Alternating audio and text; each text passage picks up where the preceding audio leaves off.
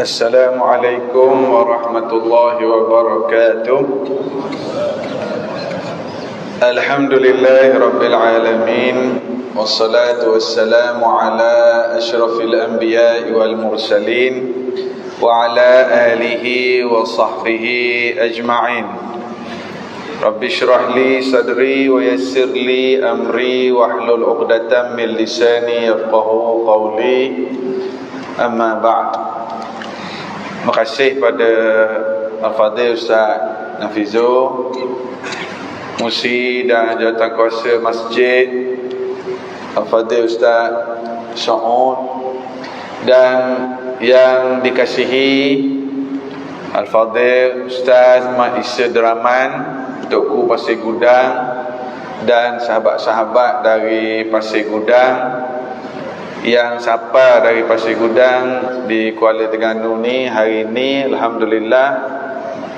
Dan seterusnya para jemaah muslimin dan muslimat yang dirahmati Allah sekalian, dan juga sahabat-sahabat yang menonton secara live di Facebook. Datuk Usli pun ada sekali ni, alhamdulillah. Sama sekali, boleh tak kita orang lelaki ni kita main rapat depan sikit, boleh tak? Boleh tak? Sebelum ni kita rapat sikit depan. Boleh tak rapat depan sikit? Biasa orang rapat depan ni mudah tambah jodoh. Boleh depan sikit. Semangatlah kita. Alhamdulillah. Kalau ada. Dan saya nak minta tolong sahabat-sahabat yang menonton secara online di beberapa page ni, tolong tulis sikit di bahagian komen, suara kami ni jelas ke tidak.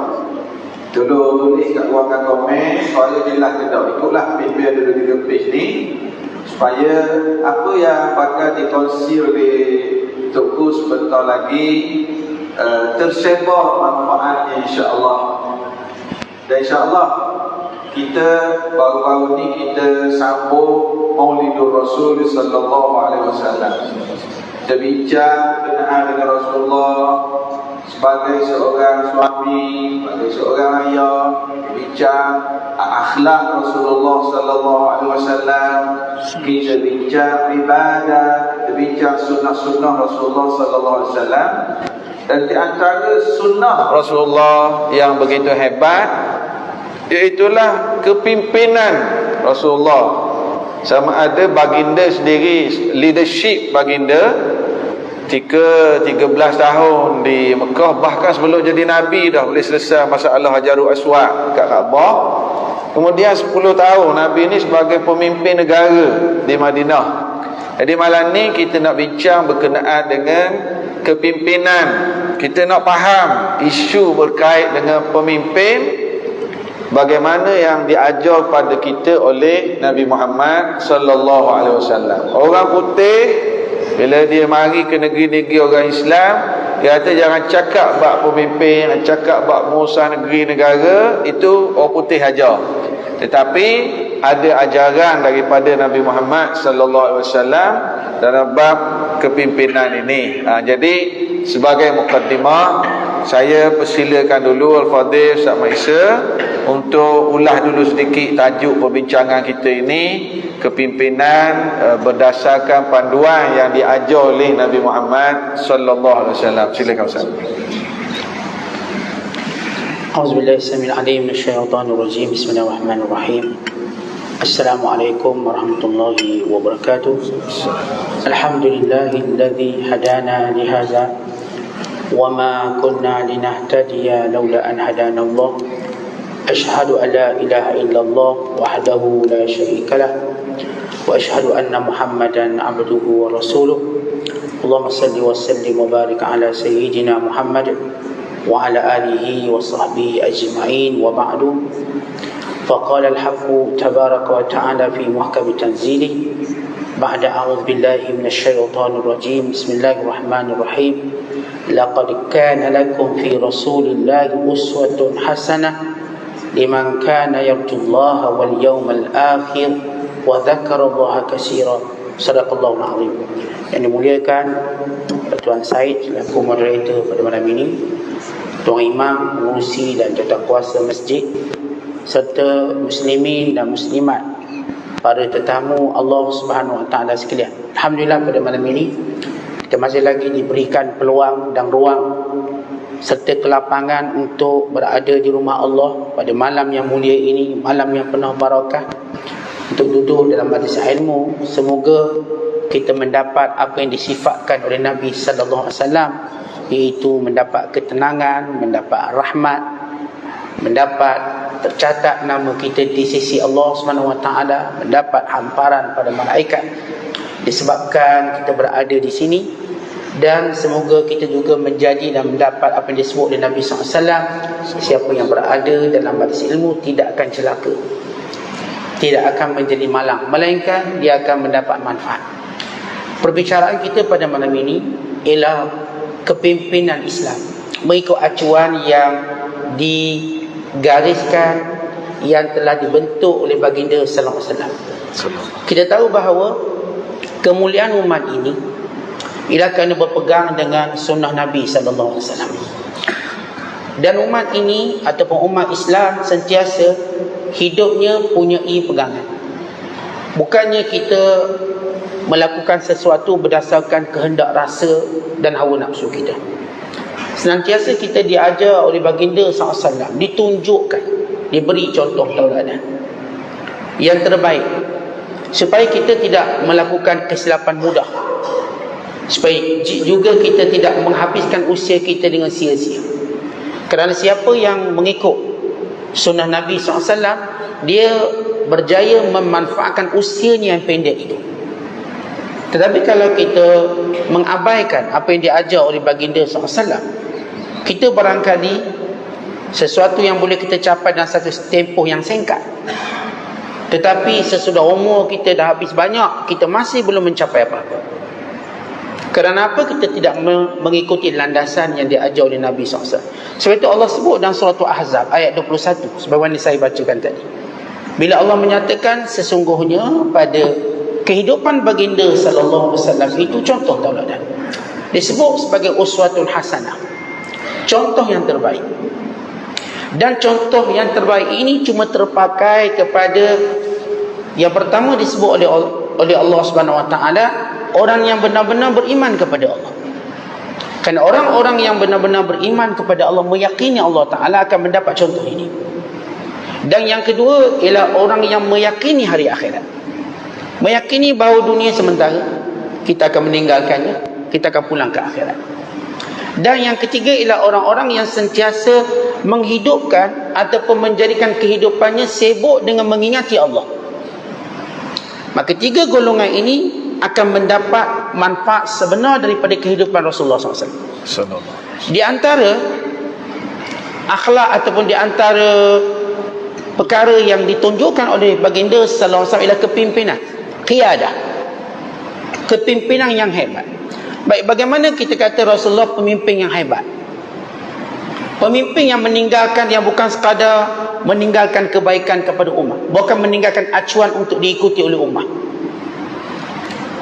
bukan meninggalkan banyak perkara-perkara yang berupa nasihat, pengajaran, hukum, hakam dan lain-lain panduan.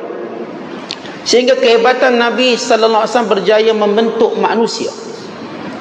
Kerana kepimpinan pada asasnya cuma menguruskan manusia.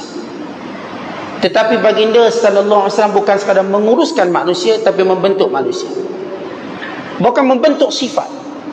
Kalau kita tengok setengah-setengah negara yang ada kepimpinan yang baik, pengurusan yang baik, dia cuma menjadikan rakyatnya terurus di negara tersebut, tapi tidak membentuk sifat mereka. Sebab itu bila mereka pergi ke negara lain, mereka akan buat kesalahan yang jelas, yang mudah, nampak berdisiplin dalam negara mereka, kan itu sistem dan acuan, tapi bukan dalaman. Akhirnya mereka mungkin khianat bila berada di tempat lain, bila ada peluang lain. Tetapi baginda sallallahu alaihi wasallam dalam kepimpinan baginda bukan sekadar menguruskan manusia, membentuk manusia, membina manusia. Dan Rasulullah membina manusia yang boleh dicontohi pula.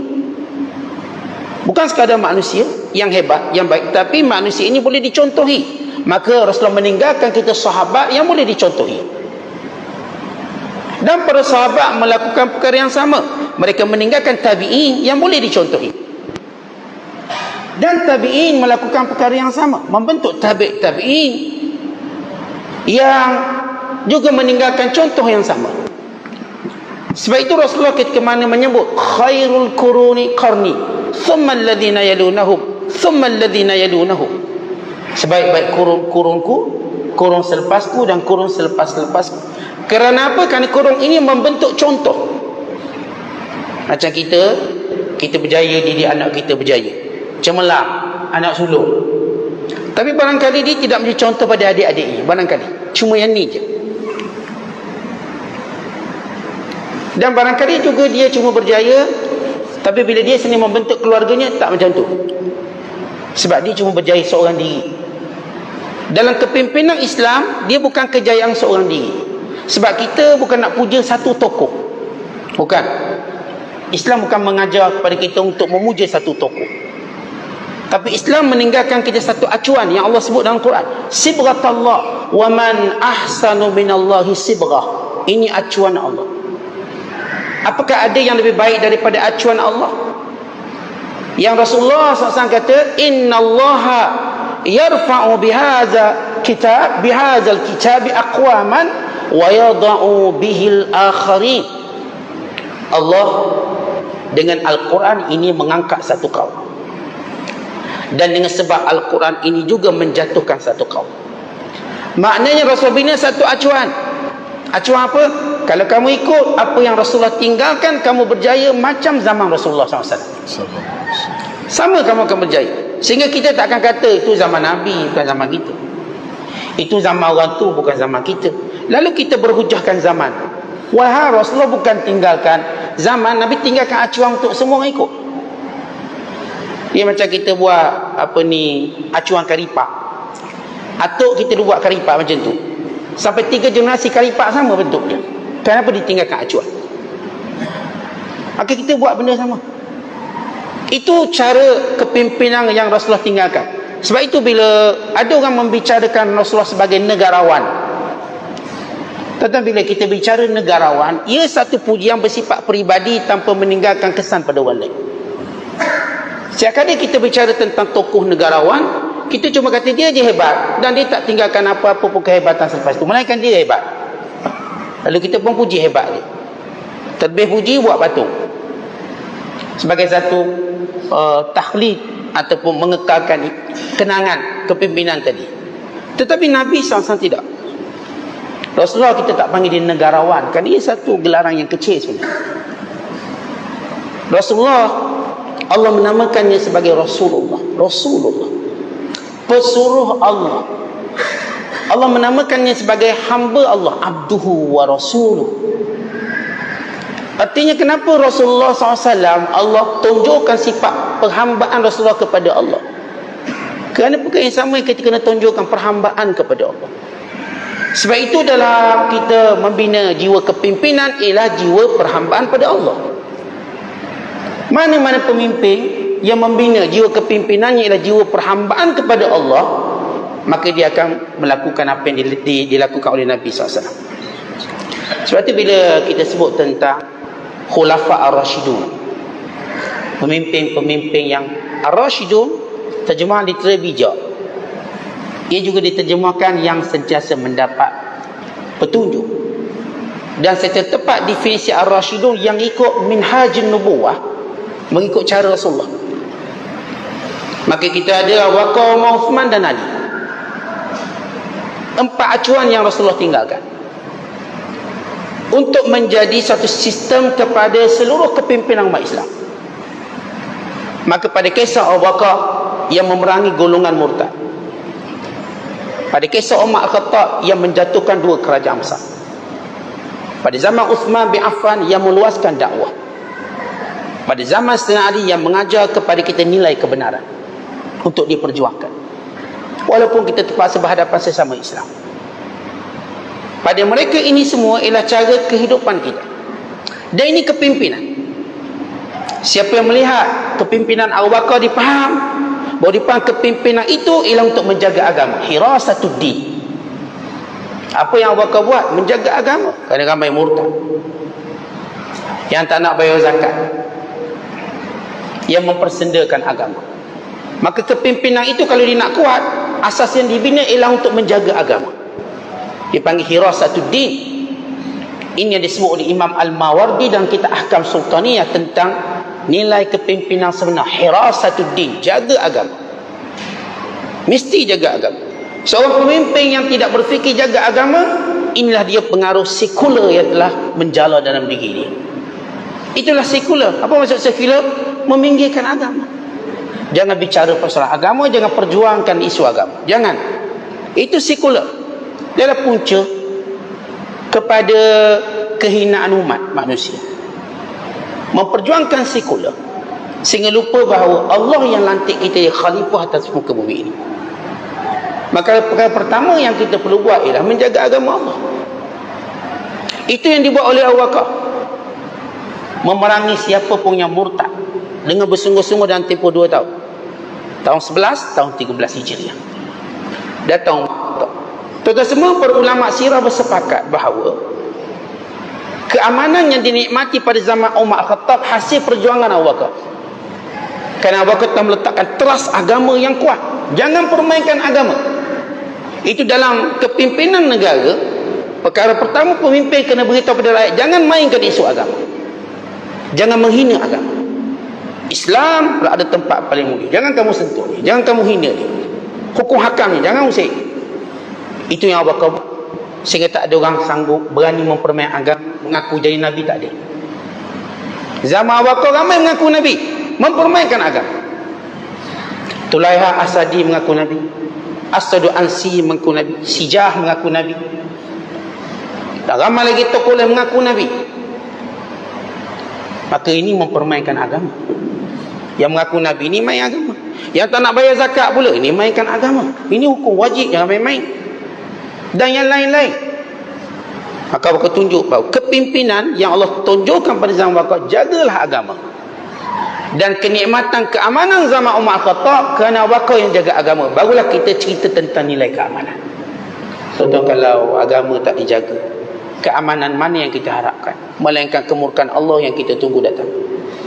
Sebab itu Allah sebut dalam Al-Quran, walau amana ahlul kitab. Allah menyebut dalam Al-Quran, bila Allah menyatakan kalau sekiranya penduduk negeri itu beriman, walau amana ahlul qura wattaqau lafatahna alaihim barakatin minas samai wal ardh. Kalau penduduk negeri itu beriman dan bertakwa, akan kami bukakan keberkatan di langit dan di bumi. Satu. Baik, Umar Khattab pula, apa hebat zaman Umar Khattab? Berjaya menjatuhkan ancaman luar, Rom dan Parsi. Sehingga berlaku kemewahan yang luar biasa. Mewah sangat-sangat. Semua para sahabat yang dahulunya tak berduit jadi banyak duit, jadi kaya. Abu Hurairah tukar jadi kaya. Asalnya orang yang miskin, ahli sufah, duduk masjid, kadang tumbang jatuh pingsan, tak cukup makan. Tiba-tiba pada zaman Umar Khattab dia bertukar jadi kaya. Dia sahabat-sahabat yang bertukar kerana Rom dan Parsi jatuh. Kekayaan Rom Parsi melimpah ke negara Islam. Melimpah. Baik, zaman Umar Khattab kepimpinannya apa? Bagaimana nak tunjukkan kehebatan Islam, menjatuhkan kuasa besar. Umar menunjukkan tentang nilai perjuangan. Perjuangan Islam, sebawakan Islam ini. Yang mengancam, kalahkan dia. Perlu dikalahkan kuasa besar terlebih dahulu. Yang mengancam. Walau waktu itu kerajaan Islam Madinah bukanlah kerajaan besar. Bukan dianggap sebagai kerajaan besar. Rom dan Parsi masih lagi kerajaan besar. Rom dengan tentera yang ramai, Parsi dengan tentera yang ramai.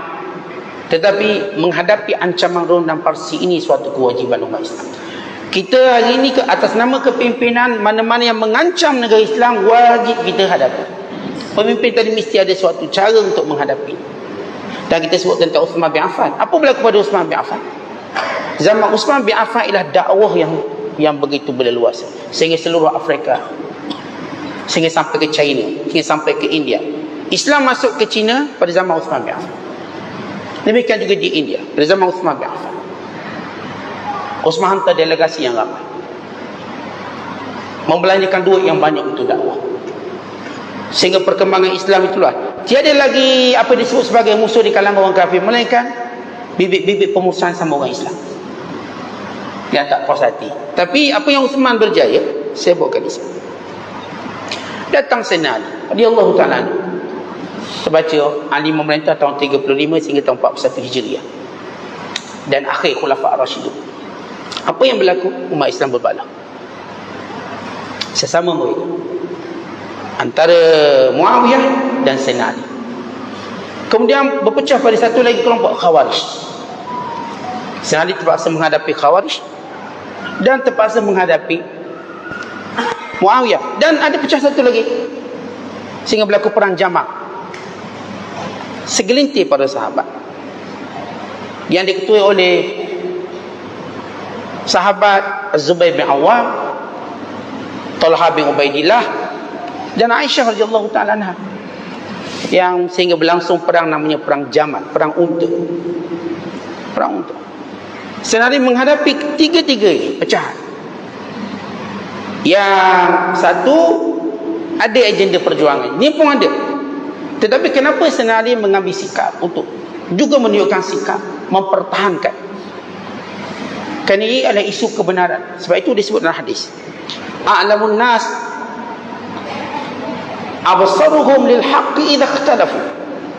Kata Rasul, orang paling alim ialah orang yang nampak mana benar waktu berbalah. Dia tahu mana satu betul.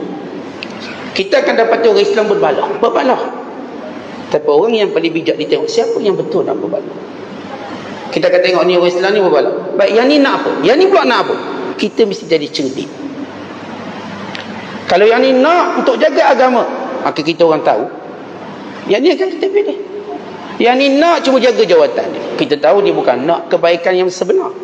Sebab itu kata Rasul, a'lamun nas absaruhum lil haqqi idza ikhtalafa an-nas. Orang paling alim ialah orang yang paling mengetahui mana yang benar ketika berbalah manusia. Contoh ketika berbalah dua orang Islam, orang paling hebat dia tahu siapa tu. Dia tak ada kata saya berkecuali, saya tak tahu mana, kok suka dia. Tak, kita mesti tahu siapa betul. Itu tanda kita ada akal. Contoh tengok orang balah berjalan, salah seorangnya betul dan satu lagi salah. Kalau tuan-tuan pergi, apa yang patut tuan-tuan buat? Tanya, ni apa cerita? Untuk tahu siapa yang betul. Bila tahu satu betul, kita akan menangkan dengan cara yang paling aman sekali. Ini beri satu penyelesaian, solusi. Dan memang salah awak patut ngakulah. Sekian penyelesaian. Sebab itu bila dilihat dalam Islam, disebut satu hukum namanya hukum burah. Ahkam al-burah. Apa itu burah? Yang Allah sebut dalam Al-Quran, dalam surah Al-Hujurat. Burah ni tuan-tuan, bila ada sekumpulan orang Islam yang melawan orang Islam dengan menggunakan senjata, melawankan orang Islam yang sah dari sudut kekuasaannya, dan dia menggunakan kekuatan senjatanya untuk menentang orang yang benar, ini panggil burah. Baik, dalam burah ni Allah ajar kita, bila Allah menyebut innamal mu'minuna ikhwah fa aslihu baina akhawaykum, bila asuk fa iza baghat ihdahuma 'ala al-ukhra faqatilul lati tabghi hatta tafi'a ila amrillah. Orang Islam kita kena satukan. Tapi bila mana kita tengok salah satunya melampau, keluar daripada kebenaran, maka kita akan melawan orang itu sehingga dikembali pada kebenaran. Baik, ini asasnya. Ini yang acuan yang baginda sallallahu alaihi wasallam tinggalkan dalam kepimpinan. Sebab itu kita lihat kepimpinan Rasulullah akan terus berulang. Tamat Khulafa' Rasyidun, mula berlaku kepimpinan baru yang disebut sebagai kepimpinan muluk adud, kepimpinan kekuasaan bersifat raja yang diwarisi. Asas kepimpinan Islam ialah syura, kemudian keadilan. Asas kepimpinan Islam. Tiba-tiba bertukar besi baru, namanya mulkun adud, bersifat warisan. Maka berlaku warisan, namun tetap dalam sistem warisan itu lahir satu kepimpinan yang paling adil, yang juga mengikut minhajun nubuwah, Umar bin Abdul Aziz. yang dianggap salah satu daripada Khulafa' Rasyidun juga yang kelima. Sebagian besar ulama menganggap demikian. Kemudian bila habis zaman Umar bin Abdul Aziz sekitar lebih kurang 30 bulan, 2 tahun 6 bulan, datang pula yang Rasulullah janjikan tidak akan berakhir dunia ini, mereka akan datang kepimpinan sepertiku juga. Tak akan dunia ini tak akan kiamat, melainkan datang balik acuan kepimpinan aku. Apa yang saya nak sebut tuan-tuan, Rasulullah SAW pemimpin yang membentuk acuan kepimpinan. Sebab itu kita perlu mengasah ilmu kita, pengalaman kita berdasarkan acuan Nabi SAW. Sebab Rasulullah bukan nak tinggalkan kepimpinan hanya zaman Rasulullah dan kita seperti tak mampu menikmati kemuliaan tadi. Kita mampu. Sebab itu kita kena belajar sirah Rasulullah, tengok bagaimana kepimpinan Rasulullah. Allahu a'lam. Ada orang dia berani dengan kuliah berkait dengan ilmu fiqh je, terlalu organisah dah. Kalau saya musafir nak jamak nak puasa berapa hari, kalau saya uzur saya kering, lepas tu nak main asar main zuhur. Ada orang yang berakhir kalau dengar kuliah fiqh saja, oh ni nampak faham. Malah ni kuliah benda ni kita Khulafa' Ar-Rasyidin, pimpinan Rasulullah. Ada orang yang kata tak apa sedangkan benda ni adalah benda yang sangat-sangat penting. Sampai mereka jasad Nabi Muhammad sallallahu alaihi wasallam yang baru wafat dah selesai lagi, Sayyidina Abu Bakar, Sayyidina Umar pergi selesai masalah pemimpinan negara tu di Saqifah Bani Sa'idah, nak lantik pemimpin untuk ganti Nabi Muhammad sallallahu alaihi wasallam. Adakah Sayyidina Abu Bakar tak sayang ke Nabi? Sayyidina Umar tak sayang sangat. Tapi kerana aulawiyat, penting untuk melantik pemimpin negara, maka Sayyidina Abu Bakar, Sayyidina Umar pergi selesai waktu dulu. Penting sangat. Cuma tak ni Al-Fadhil Ustaz Maisya ada sebut lepas cerita Khulafa' Ar-Rasyidin, Sayyidina Abu Bakar, Sayyidina Umar, Sayyidina Osman, ada seorang lagi yang dianggap khalifah yang kelima. Khalifah ni nama dia Umar bin Abdul Aziz. Ada orang Syiah dia kata ni macam Umar Abdul Aziz ni, orang ni. Ada orang kata gitu. Sebab apa? Sebab dia tengah cakap kalau rebang dia berhenti. Umar Abdul Aziz lalu. Jadi kita nak dengar, kalau boleh kita nak minta ustaz tolong, mungkin boleh kongsi sikit dengan kita manaqib ataupun kelebihan. Kita biasa dengar Sayyidina Abu Bakar, Sayyidina Umar, Sayyidina Osman, Sayyidina Ali. Mungkin ustaz boleh kongsi juga sikit. Ustaz kata tadi 30 bulan Umar bin Abdul Aziz jadi pemimpin negara, jadi khalifah, tapi namanya begitu wangi disebut. Mana mesti Umar bin Abdul Aziz ni sangat istimewa. Walaupun 30 bulan tetapi meninggalkan sejarah yang begitu hebat. Cuma sekali lagi saya nak minta, boleh tak kalau sahabat-sahabat kita dekat pintu sini, lihat masuk ada ke dalam sikit. Sebab saya nampak ni ada orang yang mari pintu tu dia tubik balik. Ni orang Johor tahu tak tumbik. Boleh tak kita depan sikit, sebab orang kat pintu dia nampak kosong, dia masuk lalu. Kita pakat penuh. InsyaAllah.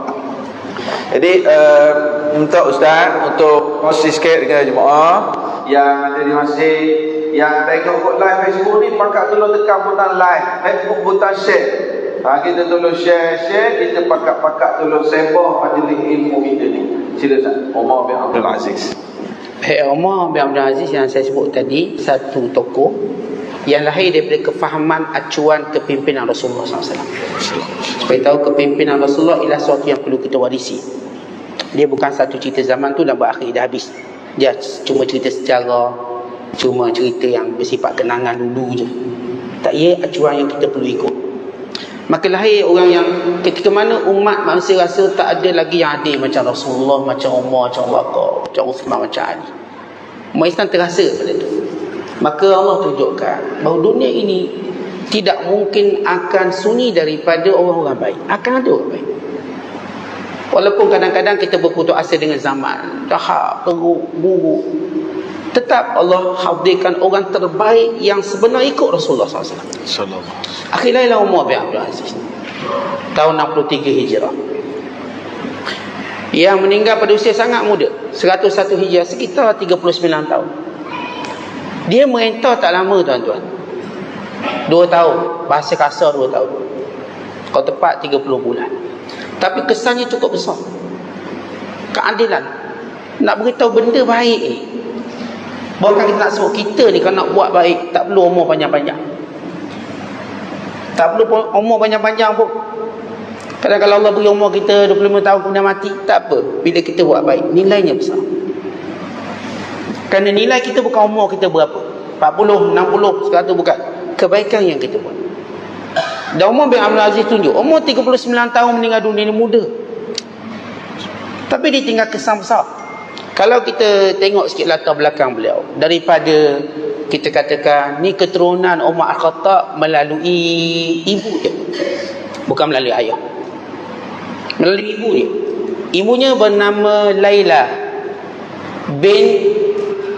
binti Asim bin Umar bin Al-Khattab. Atas tengah bernama juga Ummu Asim, namanya Laila. Mak dia terkenal dengan jujur.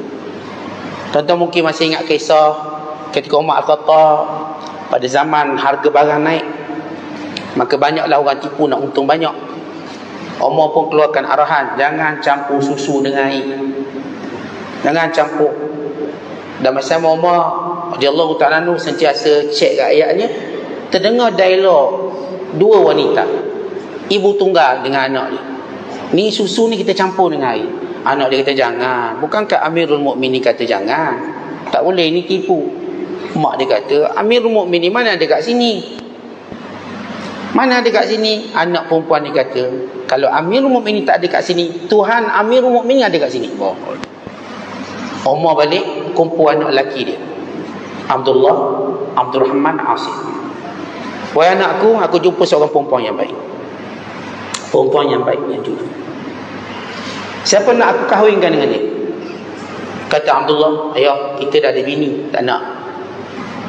Kata Abdul Rahman, saya pun dah ada isteri, saya pun tak nak.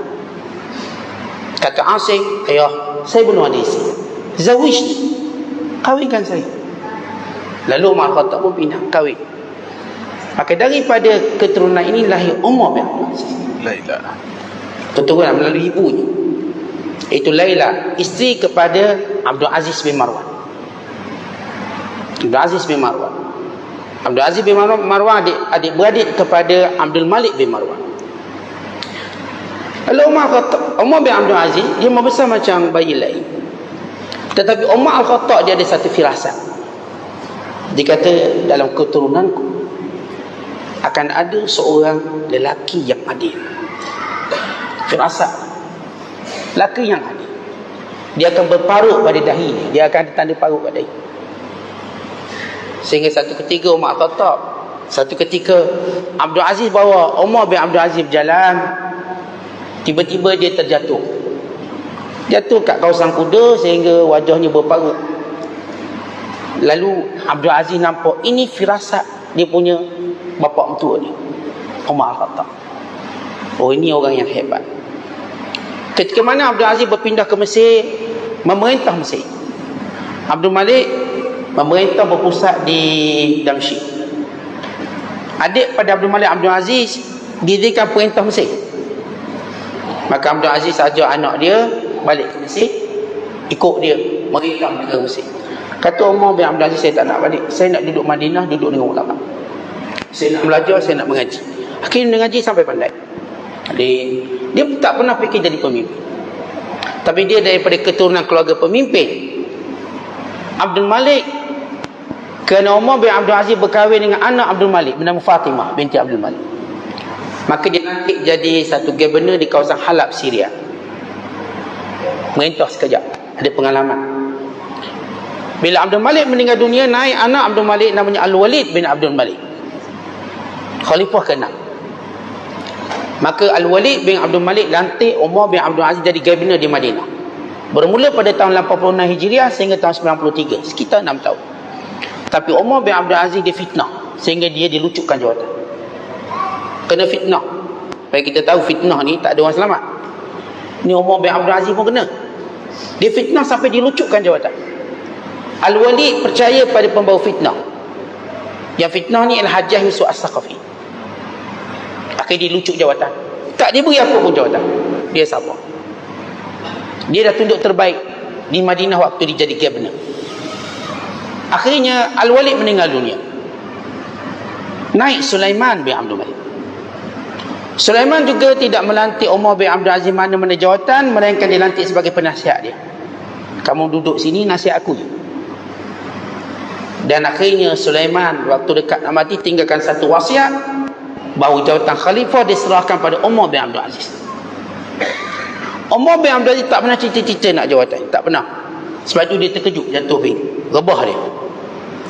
Dia pun pergi ke Masjid Damsyik Umawi sebagai ucap tama presiden atau khalifah, lalu dipecat diri dia. Dengan ini aku memecat diri. Maka orang bawa bising, tak boleh. Kerana dalam legasi kekeluargaan Umayyah, siapa yang pegang jawatan dia kena pegang sampai mati. Sebab dulu ada seorang buat anak pada Yazid namanya Muawiyah. Dia mula-mula kerajaan Umayyah, start dengan Muawiyah bin Abi Sufyan. Kemudian anaknya Yazid bin Muawiyah. Kemudian Muawiyah bin Yazid. Muawiyah bin jadi khalifah, dia pecat. Keluarga dia tak nak terima, akhirnya dikurung dikurung diri dalam bilik dia tak keluar sampailah dia mati. Dia tak nak.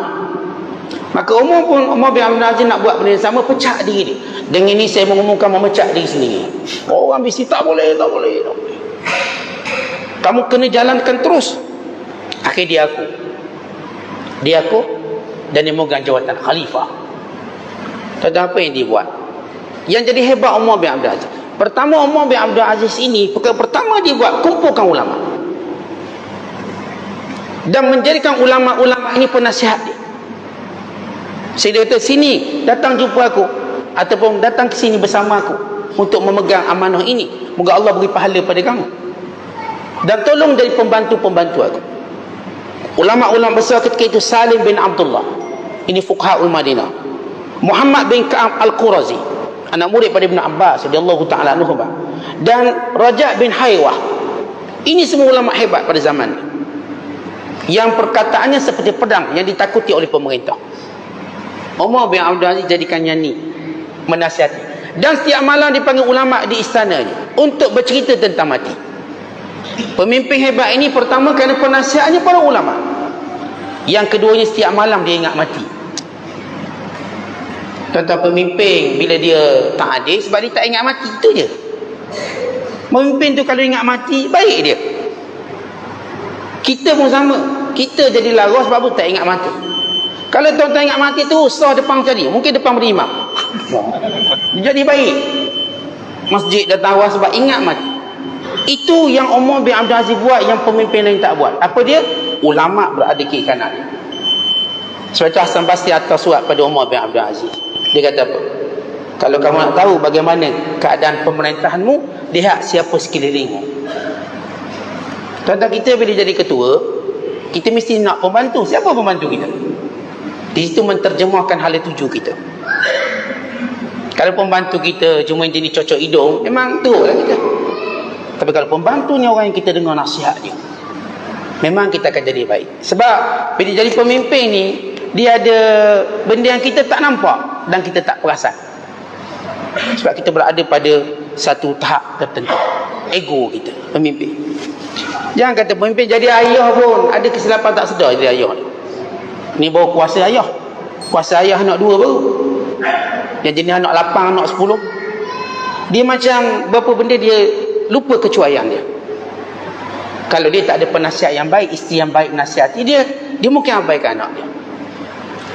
Ini bila saya baca kisah Umar bin Abdul Aziz, dia ada manaqib yang paling di antara yang lengkap dikarang oleh Imam Ibn Jauzi. Saya ambil baca antara manaqib yang paling baik daripada awal cerita dia sekian. Tapi noktah yang paling hebat untuk kita faham tentang kehebatan kepimpinan Umar bin Abdul Aziz, ada ulama sekeliling dia dan ingatannya pada mati setiap malam. Saya kali dengar cerita bab mati dia boleh pengsan. Contoh kita, saya katakan kita jauh dari Allah sebab ingat mati kita ni jauh sangat. Nabi SAW menyatakan orang paling bijak sekali dan pemimpin kena bijak. Al-Kayyis man dana nafsahu wa amila lima ba'da maut, yang sentiasa muhasabah diri dia dan beramal untuk hari kematiannya. Dan hadis yang lain Nabi sebut apa? Aktsaruhum lil mauti dzikra, yang paling banyak ingat mati. Tuan-tuan, kita nak baik senang, cuba tuan-tuan ingat mati sebelum tidur, insya-Allah baik. Baik. Barang orang kita ambil tadi, esok kita pulang balik. Yang kita mumpak orang, minta maaf. Yang tadi kita gaduh orang, kita pun tak naklah panjang-panjang. Sebab ingat mati. Tapi kalau tak ingat mati, ya Allah, kita akan pecah amanah, khianat, semua benda kita buat. Sebab itu mati ni tak boleh berpisah dengan hati kita. Kata ulama, kalau ingatan mati berpisah dari hatiku, maka keraslah hatiku. Itu tuan-tuan kita sentiasa ajar yang saya katakan, ingat mati ni setiap hari, dia tak boleh sebulan sekali ingat mati.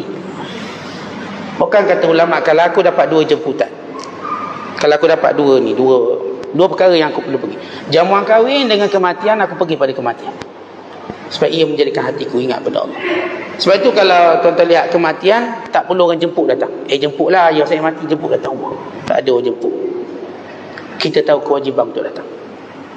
Tapi jamuan kahwin kena beritahu, jemput datang. Nak beritahu kematian ialah tazkirah yang paling hebat. Itu bila kita baca kisah Umar bin Abdul Aziz. Jadi bila kita katakan kehebatan Umar bin Abdul Aziz, bermula di situ. Mudah-mudahan kita ada pemimpin macam tu. Dan mudah-mudahan kalau kita jadi pemimpin, maka pastikan sekeliling kita para ulama.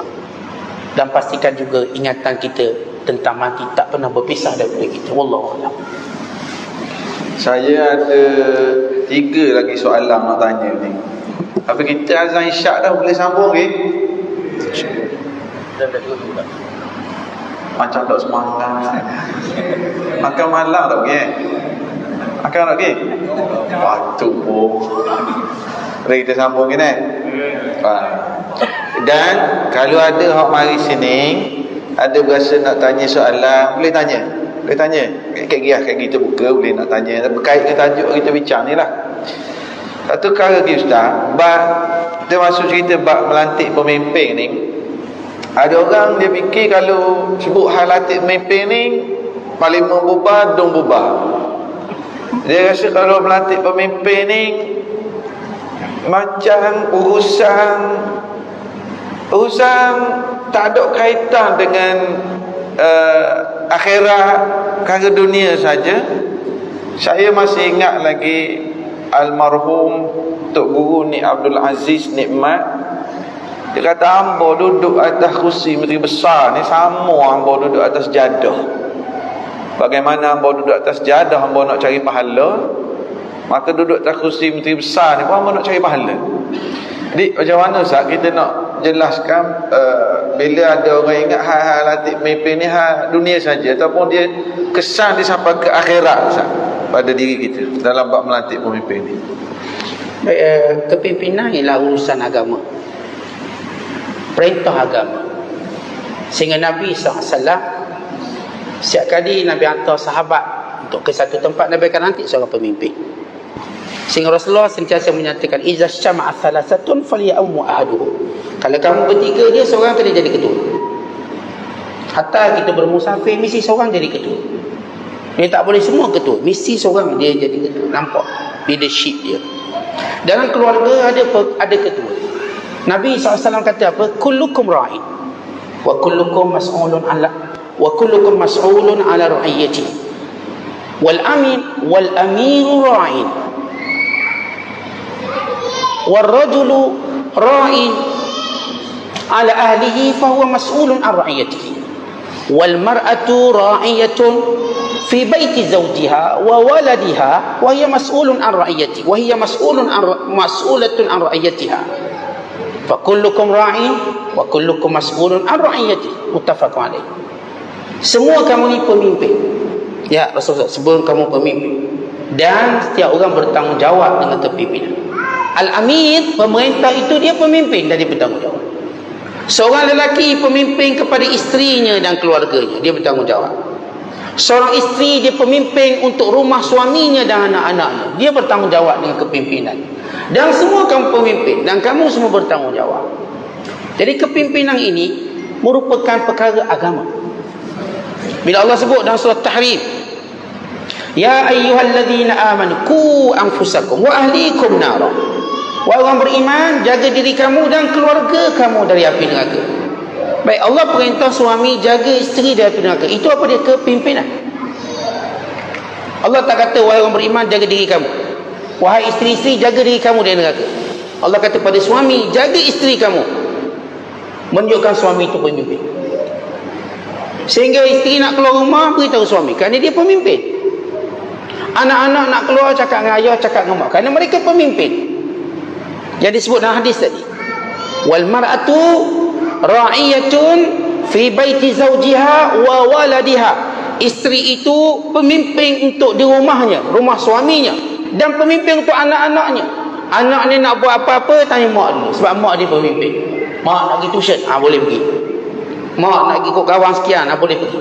Kepimpinan ialah perkara ukhrawi, perkara agama, bukan perkara duniawi. Sebab itu kita terpengaruh yang saya sebut tadi. Kita terpengaruh dengan dasar sekular. Sekular kata dia cuba pisahkan hidup dari agama seluas-luasnya, bermula daripada kepimpinan. Soalnya dalam kepimpinan tak ada agama, tak ada akhlak, tak ada agama. La akhlak wala din. Lalu kita terbina kepimpinan yang tak akan bercakap hak agama. Kalau baru nak bercakap agama, dia kata ini tunggang agama, ini guna agama. Dia cuba jauhkan. Padahal memang kita guna kepimpinan untuk jaga agama, tapi dia akan kata ni tunggang agama, ni mainkan agama, ni gunakan agama. Sebab dia nak mengekalkan dasar sekular dalam kepimpinan, jangan bercakap agama. Kemudian mereka cuba buang agama dalam kehidupan lain, seperti bersukan bagi contoh. Dalam sukan tak ada agama, walhal dalam sukan ada agama. Sebab tu wajib tutup aurat. Itu agama. Dalam sukan dilarang berjudi, itu agama. Mereka kata lagi dalam cari duit, ekonomi tak ada agama. Lalu mereka buat semua bank konvensional, bank riba. Sekarang kata tak, dalam muamalah ada agama. Kita perangi riba, kita perangi sebarang bentuk muamalah yang haram. Dalam bab cari duit ini ada agama. Sebab itu Nabi sebut ya'ti 'alan nasi zamanun, akan datang di akhir zaman, la yubalil mar'i fima akhadh aminal halal aminal haram. Akan datang satu zaman orang tak peduli lagi dari sudut hukum hakam pendapatannya halal atau haram, kerana dasar sekular berjaya. Seolah-olah yang penting duit banyak, cara macam mana itu hal lain. Tak, mesti agama. Mesti agama. Tuan-tuan nak cari duit 1% 2%, kena tahu hukum agama. Kita nak main kutu ke, nak main, hukum dia apa? Nak main teka kacang ke, hukum teka kacang kena tahu. Dia tak boleh asal di bisnes kita jalan je, ada hukum.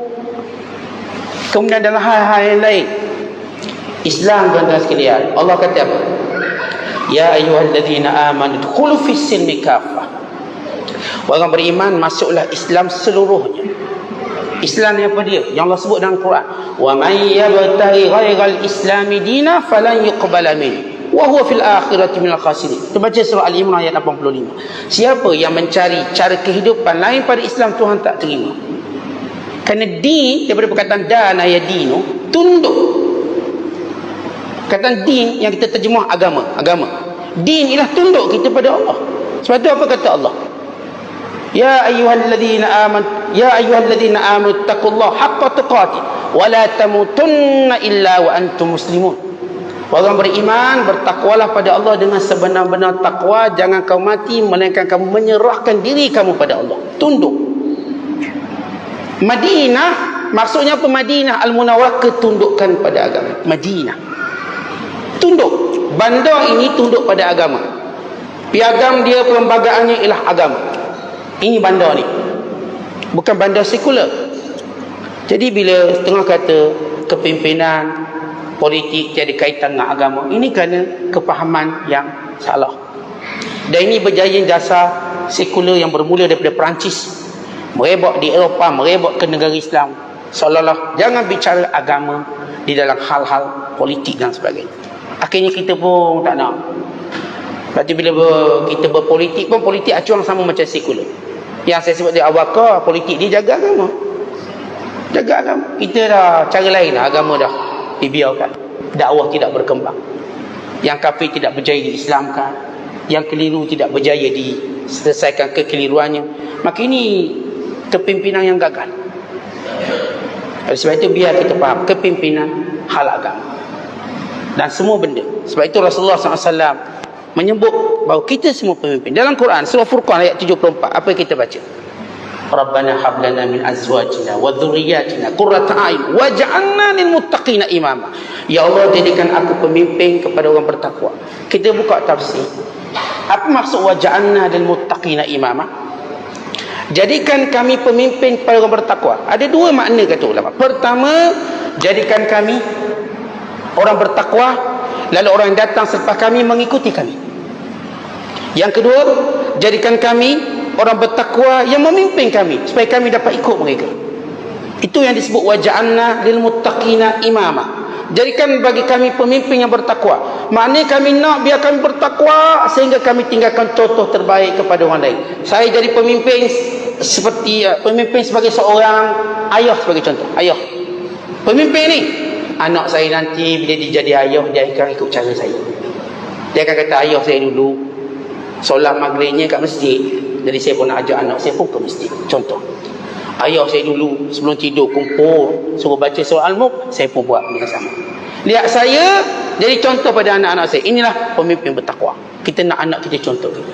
Ayah saya dulu kalau marah anak-anak, dia tak ada pukul belasah, bincang ajak makan dulu sekian. Saya pun nak buat benda yang sama. Hari ni tuan-tuan, kita didik anak memang kita ikut cara ayah kita atau mak kita. Sebab itu kalau ayah kita garang, kita pun serupa garang. Kalau ayah kita sekian, kita pun sama, terikut. Sebab itu kita bimbang kita ni yang jadi ayah ni. Kita tak nak anak kita ikut contoh tak baik kita.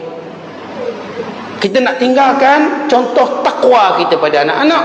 Sehingga anak kita nanti satu hari dia kahwin, dia jadi suami atau dia jadi isteri, dia ambil panduan daripada kita sebagai seorang ayah dahulu. Ini maksud waja'alna lil muttaqina imam. Maknanya kepimpinan itu suatu yang perlu kita doakan biar terbentuk dalam diri kita. Dan sentiasa kita mengintai kepimpinan yang baik untuk kita contoh. Kita tutup dengan hadis Nabi yang berkata, Rasulullah SAW bersabda, man sanna sunnatan hasanatan falahu ajruha wa ajru man amila biha ila yaumil qiyamah. Siapa yang tunjuk contoh baik, dia dapat pahalanya dan pahala orang ikutnya. Akhirnya anak kita ikut kita dapat pahala lagi walau dah mati. Tak perlu anak kita nak baca Fatihah niat ke kita pun, kita dah dapat pahala sebab kebaikan yang kita tinggal, yang anak kita ikut acuan tadi. Wallahu a'lam. Ustaz ada sebut sikit tadi pimpinan urusan dunia dan akhirat. Okey Ustaz, bila orang sebut, kata saya faham tau, tak apalah, saya faham lah, betul lah urusan pentadbiran, pemerintahan ni ada acuan agama, perlu kita ikut agama. Tapi hak learning Ustaz, politik learning, saya ambil cara lah, saya tak ambil tahu politik learning. Saya faham dah bab kepimpinan, bab politik tu perkara agama. Tapi hak learning dalam realiti kita, kalau begini, saya rasa saya boleh sayang, bulan puasa saya boleh puasa, tu saya nak pergi Mekah, saya boleh pergi Mekah, boleh pergi masjid, padang dah. Hak politik saya ambil cara lah, biar Allah pergi lah politik. Jadi saya baik, saya anak bini saya cukup pada setakat tu. Macam mana Ustaz? Boleh tak tanya soalan gini ni? Boleh. Kalau tak boleh pun awak kena tanya dah. Mana Ustaz? Ada orang kata bahawa siasah lu'batun qadhiratun, politik kotor. Saya jemu dengan politik tak kotor, teruk politik. Saya tak nak layang-layang politik. Ngundi-ngundi pun saya malas, biarlah. Siapa nak merintah lah, kata kita. Dan sekalian bila politik masuk orang jahat-jahat, maka dosanya pada orang baik-baik. Allah. Sebab kita biarkan orang jahat berpolitik. Allah. Orang baik tak nak masuk. Maka bila politik kotor ini, politik itu tak ada masalah. Tapi bila politik mulai diasingkan dua benda, akhlak dan agama, dia jadi kotor. Bila orang tu berpolitik tak ada dosa pahala, memang kotor. Dan bila orang tu politik tak ada akhlak, dia lupa perselisihan, kadang-kadang cuma perselisihan pendapat, taklah sampai peringkat buat besar. Akhlak tak ada, memang kotor. Sebab itu perlu kita bina satu generasi yang faham tentang politik sebenar. Ia adalah akhlak dan agama. Orang-orang baik kena berada dalam politik, mesti berada dalam politik. Itu jawapan dia. Kita kata ustaz peniaga banyak tak jujur, banyak penipu. Kerana peniaga yang baik tak nak masuk. Orang baik tak nak meniaga. Sebab tu jadi macam tu. Kesilapannya orang baik yang tidak mau ke depan. Kita kata peniaga ramai jahat ustaz. Habis yang baik-baik kenapa tak meniaga? Meniaga lah. Masuk coaching sikit, okey meniaga. Maka itu jawapan dia. Jawapan hari ini kerana orang baik tidak mau berjuang melawan kejahatan. Lalu mereka cuma melihat kejahatan. Ini yang berlaku pada Bani Israel. Bani Israel ada segelintir yang masih baik. Tengok ramainya buat jahat. Lalu dia pun tegur. Tegur tak nak ikut. Orang kita, orang kampung kita malah bahasa, tegur banyak kali. Puih mulut. Akhirnya dia tengok je, tak nak buat apa-apa. Dia tengok. Last sekali dia pun buat sekali. Dia buat sekali. Maka dia laknat. Allah sebut dalam Quran. Laknat Bani Israel. Atas sebab orang baik mula mengalah dengan orang jahat. Tuan-tuan atas dunia ini, kebaikan sentiasa berperang dengan kejahatan. Dalam semua tempat. Dalam niaga, ada peniaga baik, ada peniaga tak baik. Ada. Ulama pun ada dua. Ulama jahat, ada ulama baik. Dia akan berperang. Ada. Disebut ulama usuk dengan ulama ul-akhirah. Orang politik macam ada orang politik jahat, ada orang politik baik. Mesti ada. Tapi kalau kita mengalah pada persaingan ini, maka kita akan cuma nampak yang jahat-jahat. Maka yang binasa kita semua. Sebab itu asal politik ini dia amar ma'ruf nahi munkar. Kalau kita tak nak menjalankan amar ma'ruf nahi munkar, jadi apa yang disebut oleh Rasulullah, naik satu bahtera. Orang jahat berada di bawah, orang baik berada di atas. Dan orang jahat setiap kali nak ambil air, dia naik atas. Lalu orang jahat kata ganggu orang atas. Apa kata kita tepuk je bawah, ambil air. Lalu kata Rasulullah, kalau kamu biarkan dia binasa, kamu pun binasa. Kalau kita terus biarkan orang jahat yang berada dalam politik, maka kita semua binasa. Kita. Lepas tu kita pun mengeluh, kenapa kena bayar cukai baru ni pula Ustaz? Habis awak tak nak terlibat. Kenapa kena bayar ni pula? Kena bayar ni pula. Dia mula rasa kesan dia. Kerana itu, tuan-tuan, tak ada istilah benda buruk dan jahat, melainkan kerana pemain di dalamnya. Kata ni main bola kotor, tak. Kerana pemain yang tu kotor. Bola tak ada masalah. Permainan tu tak ada apa. Ekonomi kotor, tak. Ekonomi tu okey. Yang menjalankan yang kotor. Sebab itu kita perlu membentuk generasi baik. Terlibat dalam semua perkara. Macam dulu kita cerita lagu semua teruk-teruk. Yelah, orang yang suara sedap tak nak tunjuk lagu baik-baik. Akhirnya keluar kelompok yang memperjuangkan nasyid. Dan kita ada sedikit keseimbangan. Ada gongkek nasyid. Orang pun ada alternatif. Baik. Kita cerita ni kedai ni tak elok. Ada orang yang Masya Allah yang buka kedai sebagai fardu kifayah. Dia buat cara yang baik. Halal makanannya, bersih tempatnya. Tiada hiburan dalam kedai tadi. Maka inilah perjuangan orang baik, orang jahat. Sebab itu kalau orang berkata tak nak anak kotor-kotor, ini orang yang lemah. Dia tak berani untuk bersaing. Kita umat Islam, hidup ini sebagai disebut oleh ulama, innamal hayatu jihadun. Hidup ialah perjuangan. Kita perjuangan untuk tegakkan kebaikan. Terus tegakkan kebaikan. Kemampuan umur yang Allah beri pada kita, ilmu yang kita ada, gunakan untuk kita angkat kebaikan. Kerana orang sana akan sedang mengangkat kejahatan. Kita bisa angkat kebaikan. Sama-sama bersaing sehingga Allah menangkan kebaikan. Allahu Akbar. Alhamdulillah. Jadi saya moderator katanya soalan. Saya tak berulah macam. Cuma saya nak tanya pula sekarang ni, ada tak di kalangan kita kalau ada nak tanya keluar? Ya, silakan Datuk Rosli. Sila tu. Assalamualaikum. Kak, itu boleh tekan. Assalamualaikum warahmatullahi wabarakatuh. Saya memang Datuk sikit-sikit. kebanyakan pada kita yang boleh selama Ustaz kata tadi selama politik malah kurang lebih okey. Soalan saya hukum keluar bumi. Sebab kalau kita tengok peratusan bumi peratusan Johor mesti gaul ini 40% lebih dia tak pernah 100% hukum keluar bumi. Sebab penerangan ini saya sebagai seorang ya patut beri pencerahan kepada anak-anak di keluarga kita bahawa hukum ini wajib ke, sunat ke, harus ke, macam mana. Sebab berkait dengan apa yang Ustaz cakap tadi, kewajipan kita, kalau kita duduk biar pemerintah negara ini orang berjahat, mereka akan jadi jahat. Nah, jadi pilihan dia tadi, itulah soalan saya. Baik, bila kita sebut tentang hukum mengundi, memang kita bila lihat fatwa-fatwa ulama, kita lihat asas utama dulu. Secara sejarah ataupun kebanyakan praktikal negara, ada negara memang diwajibkan rakyatnya mengundi. Kalau tak mengundi, denda $100. Ada wajib. Apa tak memang kena denda tanpa alasan sekian-sekian, kerana mereka tahu tentang nilai hak yang perlu diterjemuh oleh rakyat. Baik, kita lihat dari sudut perspektif Islam. Kalau sekiranya kita yakin kejahatan tak akan menguasai dengan sebab kita tak mengundi, maka kita tidak berdosa apa. Tapi kalau kita yakin kalau kita tak mengundi, kejahatan akan menguasai, Islam akan terancam, maka ketika itu wajib mengundi. Kita tengok, kita yakin atau tidak, bila kesedaran orang-orang jahat mengundi itu tinggi, kesedaran baik mengundi itu rendah, akhir kejahatan menguasai. Dan kita tahu bila mereka, siapa pun ada kuasa, dia akan menentukan dasar-dasar tertentu. Dasar tadi akan memberi mudarat banyak. Mungkin dia membenarkan LGBT, contoh homoseksual, dimasukkan silibus pendidikan, dibolehkan, mungkin. Sebab tu umat Islam perlu lihat, kalau saya tak undi, boleh memudarat tak agama saya? Sebab di antara perkara penting dalam Islam kita sebut maqasid Islamiah, hifzul maqasid, menjaga 5 perkara penting dalam Islam. Perkara pertama yang kita sebut dipanggil al-kulliyatul khams, 5 asas utama ialah hifzuddin, jaga agama. Atas nama jaga agama, kalau kita tak mengundi, agama kita boleh terancam, kita berdosa. Nanti dia orang rancang buat undang-undang boleh agama lain disebarkan, dan agama lain pun ada hak seperti agama Islam misalnya, dia boleh buat pejabat agama dia.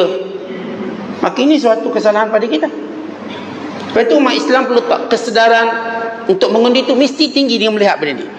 Wajib atau tak wajib, saya kata melihat kepada kesan dan faktor. Kalau kita tengok tempat tu memang Islam dah boleh menang, tak ada hal, kita yakinlah, okey.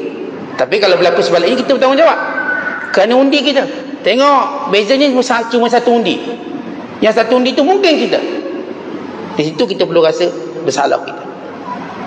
Kan itu kita lihat orang, kita kata bila orang jahat punya kesedaran berpolitik lebih tinggi pada orang baik, habis kita. Orang jahat, maka siapa yang berdosa? Orang baik lah. Orang baik berdosa. Sebab kita, Allah ajar apa? Amar ma'ruf nahi munkar. Allah Ta'ala sebut apa? Kuntum khaira ummatin ukhrijat linnas ta'muruna bil ma'ruf wa tanhauna 'anil munkar wa tu'minuna billah. Kamu sebaik-baik manusia kerana kamu suruh baik, kamu cegah kemungkaran, dan kerana kamu beriman pada Allah. Dan bila Allah sebut wa ta'awanu 'alal birri wat taqwa wa la ta'awanu 'alal itsmi wal 'udwan, kita tolong menolong pada perkara yang baik, jangan tolong menolong pada perkara dosa dan permusuhan. Tuan-tuan, dengan sebab kita tak ngundi, tak stabil politik negara, kita berdosa. Kerana undi kita tak ada yang untuk menstabilkan negara. Dia jadi macam kita katakan, nak kata menang, tak menang, nak kalah, tak kalah dah. Wahara. Ekonomi pun terjejas, habis. Lepas tu orang Islam, khususnya orang-orang yang kita tahu, kita wakilkan pada orang ni untuk buat kebaikan bagi pihak kita. Saya, tuan-tuan, boleh buat baik dalam bawah-bawah ni. Yang bak dasar negara saya memang tak boleh buat, saya orang bawah. Tapi saya wakilkan suara saya. Ni pada fulan bin fulan yang akan jadi calon dan sebagainya, awak wakil suara saya untuk melakukan kebaikan. Kalau awak buat dosa, saya tak redha. Saya tak redha. Kalau setiap orang pesan pada pada YB pun jadi takut juga dia. Saya boleh sokong awak, tapi ini undi saya, amanah saya pada awak di hadapan Allah. Saya tak undi awak melainkan untuk kebaikan agama ini. Kalau awak naik, awak buat kebaikan agama ni, awak dah laksanakan wakil ataupun amanah saya. Kalau tak, saya tak akan redha undi saya. Kalau berlaku apa-apa pada umat ini, maka kalau Allah tanya saya akan kata awaklah puncanya. Sebab saya percaya awak khianat saya. Kalau kita semua yang akan memberi suara undi, kita minta bakal YB kita berjanji bahawa dengan undi kami, kamu buatlah keadilan, kamu buatlah kebaikan. Jangan kamu gunakan untuk buat perkara yang kami tidak redha untuk agama kami dan juga untuk negara kami. Tentu itu aku janji kita. Dan kita nak aku janji pada YB, bukan kita saya undi tanah minta sebidang tu. Ni jenis macam ni orang jahat pun boleh bagi. Saya undi tapi nak ni sikit, nak ni, bukan. Kita nak kebaikan tu ada. Tetapi bila kebaikan tu dibuat oleh pemimpin kita, semua akan dapat, termasuk keturunan kita. Tapi kalau kita cuma minta hak kita je, boleh saya nak sikit, yang dapat mungkin kita tapi yang lain tak dapat. Jadi situ kesedaran mengundi. Mungkin wajib pada satu keadaan. Pada keadaan sekali kita yakin bahawa kalau kita tak undi, mudaratnya besar pada negara. Tapi kalau kadang-kadang saya rasa tak undi pun, insya-Allah okey. Jadi keyakinan tu perlu jelas lah. Walaupun kita lebih mengambil sikap, menunaikan hak sebagai tanggungjawab kita, perlu kita buat. Berusaha untuk buat, mudah-mudahan dapat pahala yang banyak. Bila dia buat baik, tuan-tuan, kita dapat jariah dia. Sebab saya undi dia lah, dia banyak buat baik, tolong orang miskin. Alhamdulillah, itulah pahala saya sikit sebanyak. Kalau saya mati mengadilah 4 tahun sebelum nanti orang lain pula. Wallahualam. Undilah saya akan buat ni. Lepas undi, bukan kitab suci. Allahu Akbar. Ada lagi soalan? Ya, silakan Ayanda.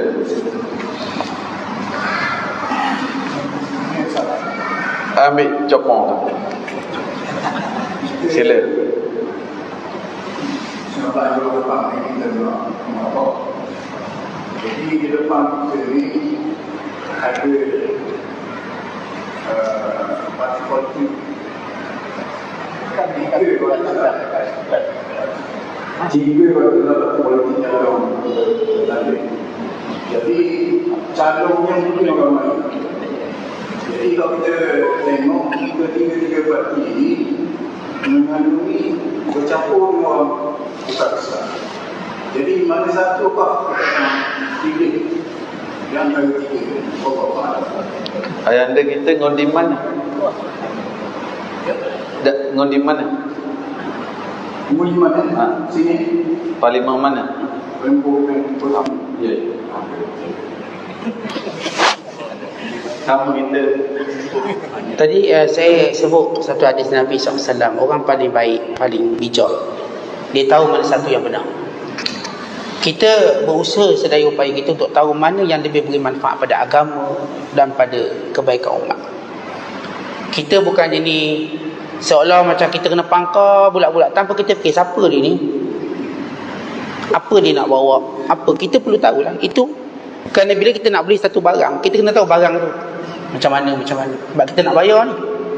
Takkanlah kita macam terpaksa je ambil. Jadi bila seorang yang akan mewakili suara kita, pertama kita kenal pada dasar yang dia ada. Yang kedua pada kepribadian yang kuat. Ada orang Ustaz macam ni, Ustaz, dia macam ni, dia punya dasarnya bagus, tapi saya tahu kepribadian tak kuat. Ini Ustaz jenis takut lompat-lompat ni, Ustaz. Kepribadian tak kuat. Contoh saya kenal dia, kepribadian tak kuat.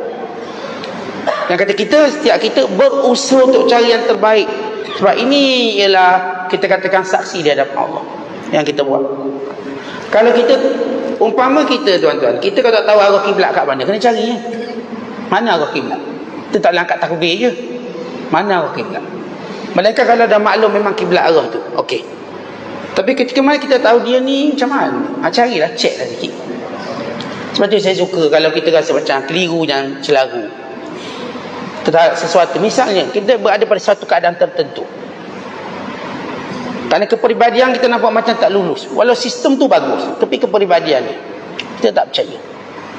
Maka kita istikharah 2 rakaat, minta bimbingan dari Allah, biar Allah jadikan apa yang kita buat ini benar-benar mendapat redha Allah.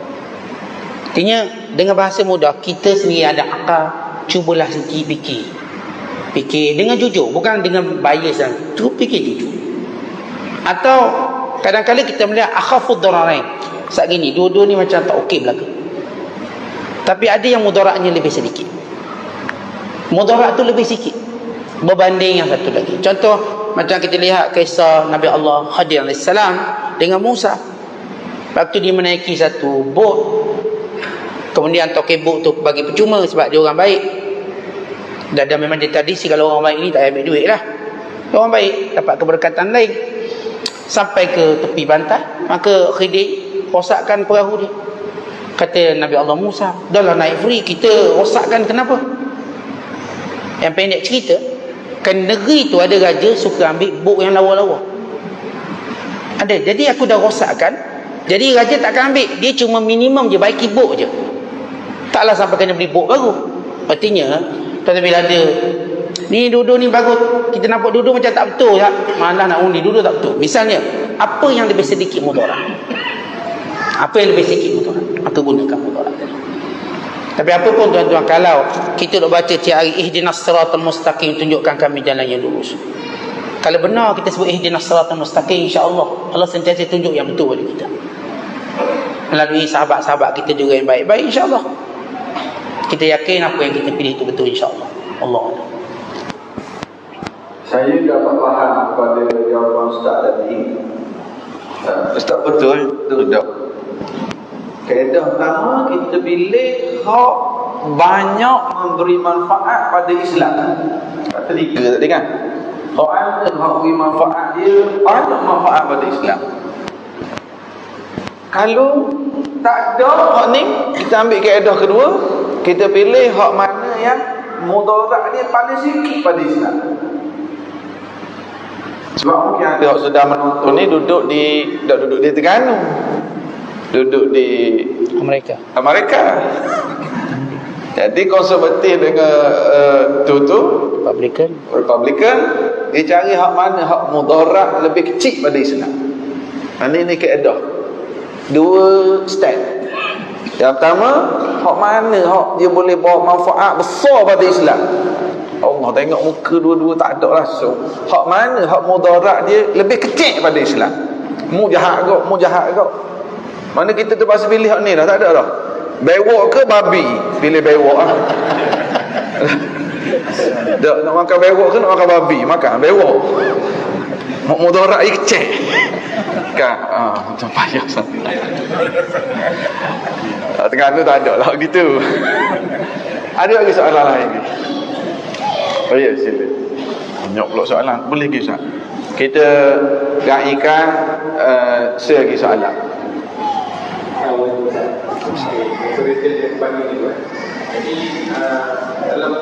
Dekat sikit mic. Dari mana? Saya daripada Terjiring. Ya Allah, bunyi macam bercakap KL Lumpur sikit. Melakau. Dalam Malaysia dia ada buat pertandingan.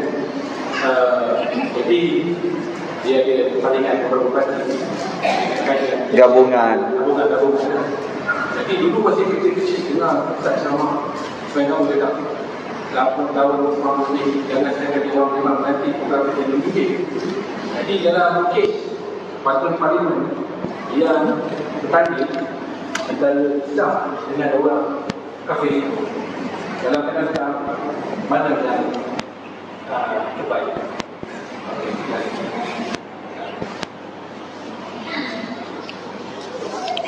Baik, saya suka baca satu potongan ayat Al-Quran di mana Allah Ta'ala berfirman, ba'da a'udzubillahi minasyaitonir rajim, bismillahirrahmanirrahim, ya ayyuhalladzina amanu la tattakhidhul ladzina ittakhadhu dinakum huzwan wa la'iba. Orang beriman, jangan kamu melantik orang-orang yang mempermainkan agama kamu, yang bergurau senda dengan agama kamu. Kita orang Islam percaya, yakin pahala dosa. Memilih pemimpin ialah seperti kita sedang berusaha untuk buat pahala ke buat dosa, berdasarkan ilmu dan bimbingan yang kita ada. Kalau kita melihat mana-mana orang yang suka mainkan agama, tidak mengambil berat tentang agama, Allah dah ingat dalam Quran, orang yang suka permainkan agama, persendakan agama, kita tak akan ambil mereka. Sebab asas kehidupan kita pertama ialah jaga agama kita. Sebab itu nanti kita mati, soalan ditanya dalam kubur, madinuka, apa agama? Tanya, apa agama?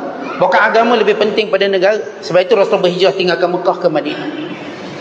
Kalau negara itu penting, Nabi tak berhijrah. Dan semua para Nabi kita baca kisah mereka, mereka tinggalkan negara tempat mereka lahir. Hampir tidak ada Nabi yang mati di negeri mereka dilahirkan. Hampir tidak ada. Melainkan Nabi Yunus AS. Nabi-Nabi lain dia akan keluar daripada negara mereka. Bacalah kisah Nabi Allah Ibrahim. Asal Ibrahim mana? Babil, Iraq. Kemana Nabi ataupun mana Nabi Allah Ibrahim wafat? Di Palestin. Nabi Allah Yusuf AS daripada mana?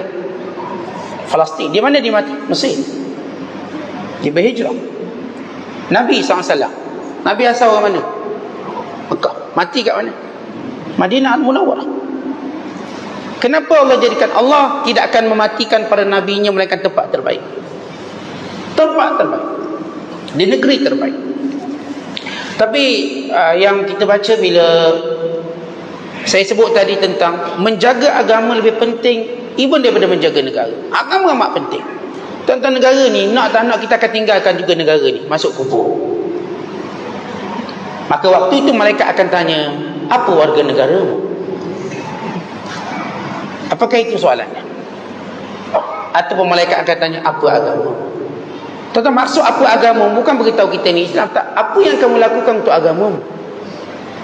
Tuan-tuan, apa yang kita lakukan untuk agama kita? Para sahabat, mereka tahu apa yang mereka patut buat untuk agama mereka, dan mereka mati untuknya. Mereka tahu apa mereka buat. Sebab itu para sahabat hampir separuh mati di luar Madinah, kerana mereka tahu apa patut mereka lakukan pada agama mereka, sebarkan. Ada 10,000 orang yang berada di perkuburan Baqi. 10,000 orang sahabat. Yang Baqi sahabat kat mana? Merata. Bilal bin Rabah kat mana dia mati? Di Syam.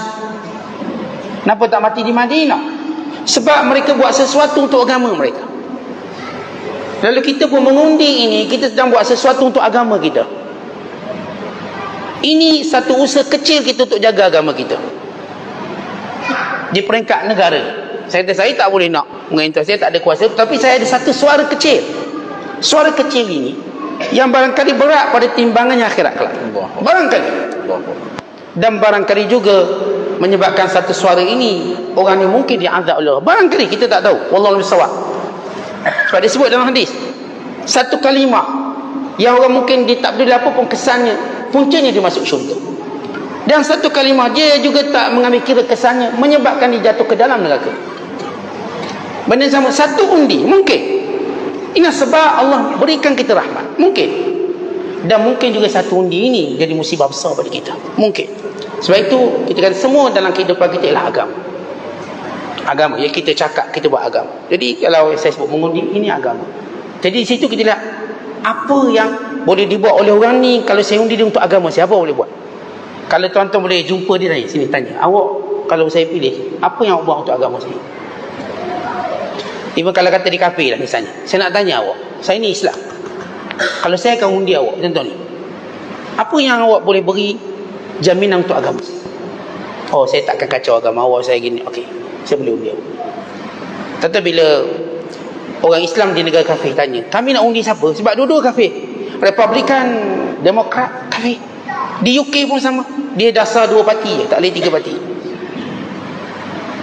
Kami nak jaga hak kami. Mereka tanya ulama satu dunia, kami nak buat macam mana ni? Lalu para ulama waktu itu, kamu mesti tahu calon ni macam mana dia boleh jaga agama kamu.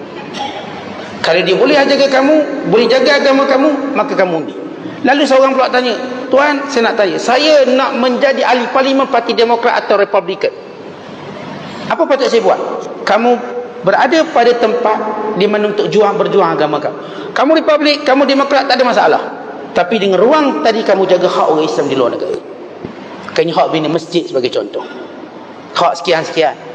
Jadi, even kalau kita duduk negara kafir katakan, ya memang dasarnya memang kafir terus. Soalan perlu kita tanya, apa yang awak boleh buat pada agama saya? Paling kurang awak tak kacau agama saya. Saya nak buat masjid, saya nak jangan kacau. Kita orang anak Islam nak pakai tudung, awak jangan kacau. Jangan buat undang-undang, tak boleh pakai tudung pula. Itu jaminan awak pernah beri. Artinya di situ saya kata makna undi itu agama Allah. Saya terima WhatsApp poster dari Datuk Adil, kata-kata rejak Mahir Al-Quran, jika orang baik tidak terjun ke politik, maka para penjahatlah yang akan mengisinya. Subhanallah. Orang sayang agama tak ambil tahu, bukan maknanya akan orang hak tak sayang pada agama yang akan kuasai. Subhanallah, banyak kita bincang malam ni, ilmu, panduan, bahkan ada satu doa dari Nabi Muhammad sallallahu alaihi wasallam dalam hadis riwayat Imam Muslim. Nabi Muhammad doa, ini doa, Allahumma man waliya min ummati syai'an fashaqqa alaihi fashquq alaihi wa man waliya min ummati syai'an farafaqa bihim farfuq bihim.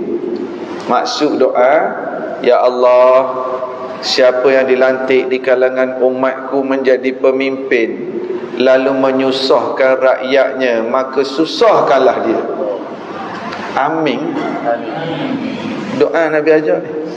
Sekali lagi, Allahumma man waliya min ummati syai'an fashaqqa alaihi fashquq alaihi. Ya Allah, siapa yang dilantik menjadi pemimpin di kalangan umatku lalu dia menyusahkan rakyatnya, maka kau susahkanlah dia ya Allah. Wa man waliya min ummati syai'an farafaqa bihim farfuq bihim. Dan ya Allah, siapa yang dilantik menjadi pemimpin di kalangan umatku lalu dia berlembut, dia prihatin pada rakyatnya, maka ya Allah, berlembutlah dengan dia. Amin. Itu doa Nabi SAW. Maknanya ada kaitan luas sangat. Sebelum saya nyebut Ustaz untuk buat sedikit kesimpulan, ada orang nak tanya soalan tak? Nyesal tak tanya tu. Apa dah? Ada? Bolehlah. Sebab Ustaz education ni kan dakwi kita balik pula lah. Jadi soalan terakhir Ustaz boleh tanya. Boleh Ustaz kan? Ada soalan dia berlanjut. Soalan sesuai buat solat seseorang di mana ini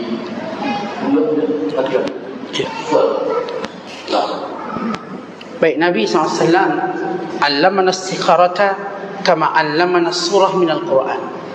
Rasulullah SAW ajar kami istikharah bagaimana Rasulullah mengajar kami surah dalam Quran.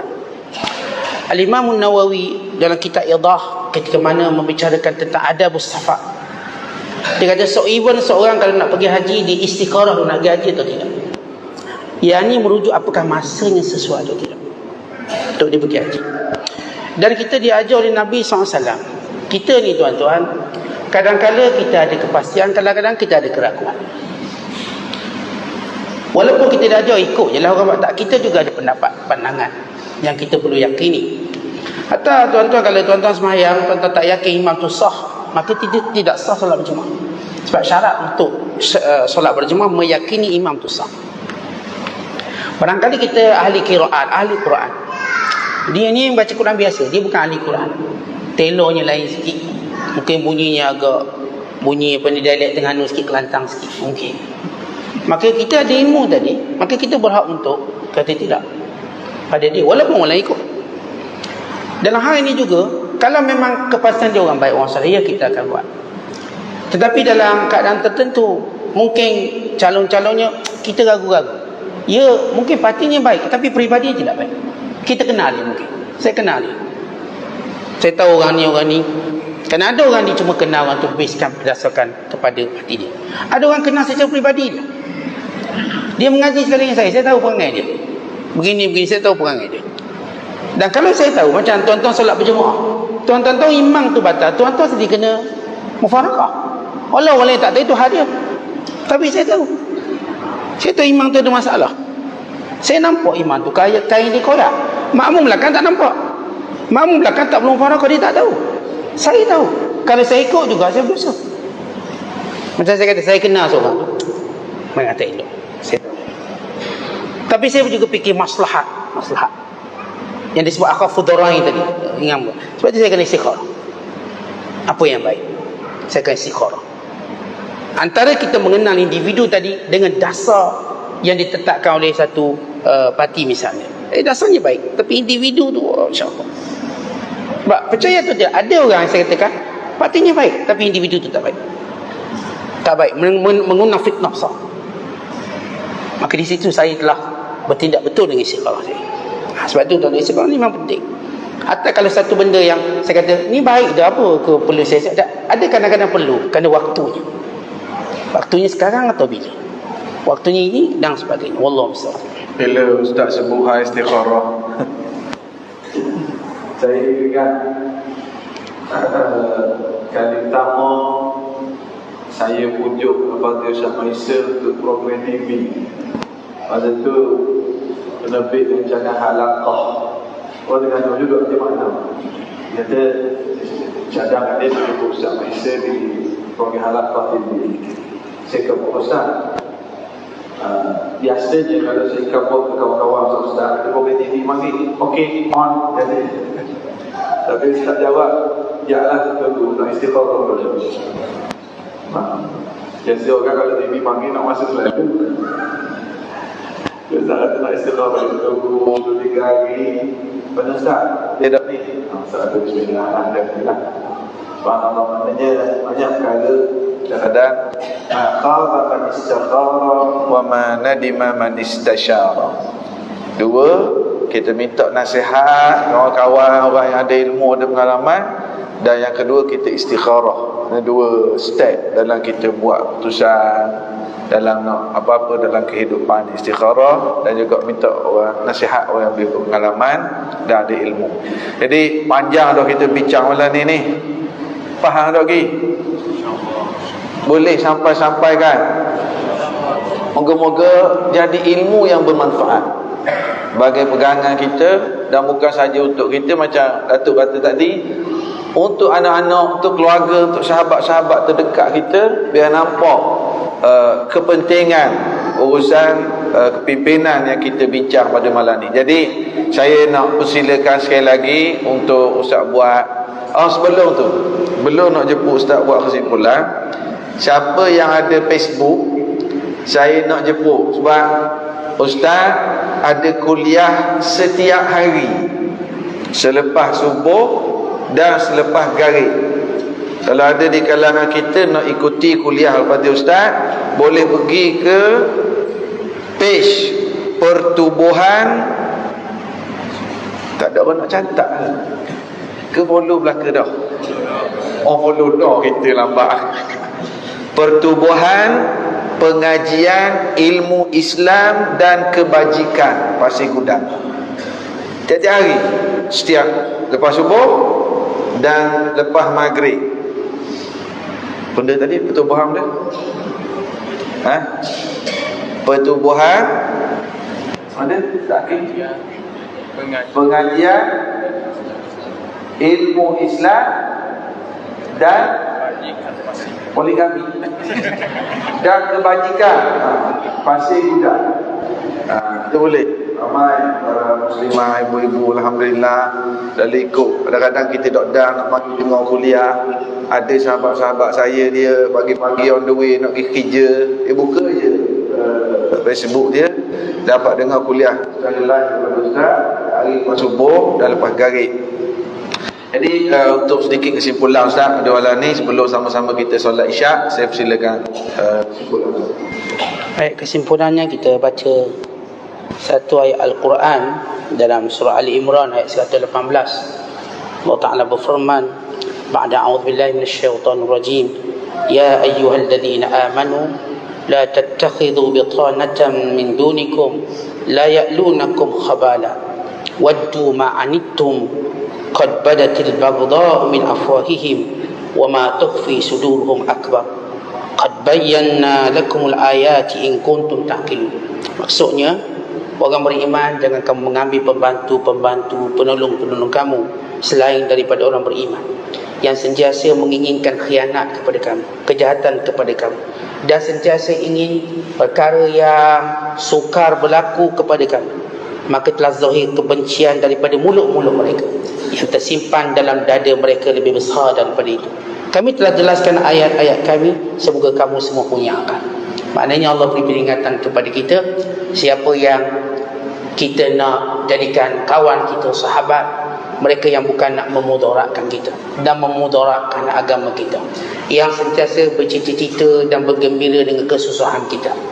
Maka kita berhati-hati dengan orang-orang yang dalam pada mulut mereka keluar perkataan yang tidak baik, kan dalam hati mereka lebih buruk daripada itu. Maka ini peringatan daripada Allah. Dalam dasar kepimpinan, melantik kepimpinan, biarlah kita letakkan keutamaan agama lebih penting daripada keperluan kita secara peribadi. Kerana agama penyelamat kepada kita dan zuriat keturunan kita, dan itulah nilai kita di sisi Allah pada hari akhirat kelak. Wallahu a'lam. Assalamualaikum. Waalaikumsalam warahmatullahi wabarakatuh. Moga-moga kita dapat bawa balik ilmu yang kita belajar malam ni. Dan satu asas yang sangat penting juga, bagaimana Allah Ta'ala sebut dalam surah Al-Baqarah, ayat 166 167 Allah cerita tentang menyesalnya pengikut bak salah pilih pemimpin. Dalam surah Al-Baqarah ayat 166 ini penyesalan. Surah mana tadi? Al-Baqarah ayat 166. Surah mana? Al-Baqarah ayat ulang-ulang ayat kita sudah pasti. Rasul ingat. Ayat ni penting. Surah mana? Al-Baqarah ayat nombor 66. إذ تبرأ الذين اتبعوا من الذين اتبعوا ورأوا العذاب وتقطعت بهم الأسباب. Itu mana orang yang diikut, maksudnya para pemimpin berlepas diri di hari akhirat. Esok bila dia nampak azab, dia berlepas diri. Lalu dia kata wa taqatta'at bihimul asbab. Masa tu butuh habis dah. WhatsApp, telefon, hubungan, mu JK aku, mu group aku, mu geng aku, tak ada. Pemimpin berlepas diri, tak boleh dah. Kat dunia kata mu awak aku. Tapi di hari akhirat dia berlepas diri daripada orang bawah dia. Bila nampak azab, dah dia nak cover dah diri sendiri pun dah lepas, dia tak mau dah heret. Tak mau dah. Selama kat dunia dia kata mu awak aku. وقال الذين اتبعوا لو أن لنا كرة فنتبرأ منهم كما تبرأوا منا. Hak tu kan mengikut ni pula, hak tu ikut mata kat dunia dulu. Ketika itu dia berkata, kalau ada peluang esok, kalau ada peluang hidup balik, aku tak mahu dah jadi pengikut dia. Bagaimana dia berlepas diri hari ni. Kalau boleh hidup balik, aku akan berlepas diri daripada dia. Bagaimana dia berlepas diri dengan aku hari ni bila nampak azab. Nyesal di hari akhirat. Surah mana? Al-Baqarah ayat 166. Surah Al-Ahzab ayat nombor 66. Dia 66 lah, bukan 66. Ayat kedua surah mana? Al-Ahzab ayat nombor 66. Yauma tuqallabu wujuhuhum fin-nar yaquluna ya laitana ata'na Allah wa ata'na ar-rasula Rabbana inna ata'na sadatana wa kubara'ana fa adalluna as-sabila Rabbana atihim dhi'fain minal 'adzab wal'anhum la'nan kabira. Ke mana mereka ni diseksa di hari akhirat kelak, dia pun nyesal. Dia kata, ya Allah, kalau kat dunia dulu aku ingat aku dengar ustaz kata ni firman Allah ni hadis Nabi, kalau aku ikut Allah dan Rasul. Lalu dia kata lagi, inna ata'na sadatana wa kubara'ana. Ya Allah, kami dulu ikut mimpi kami, kata pilih kami ikutlah ya Allah, fa'adalluna sabila. Lalu kami ikut, dia kata gini, jadi sesat kami sebab ikut dia. Rabbana atihim dhi'fain minal 'adzab wal'anhum la'nan kabira. Ya Allah, hari ini tolong dia azab dia 2 kali ganda dan beri laknat pada dia dengan laknat yang besar. Surah Al-Ahzab ayat 166.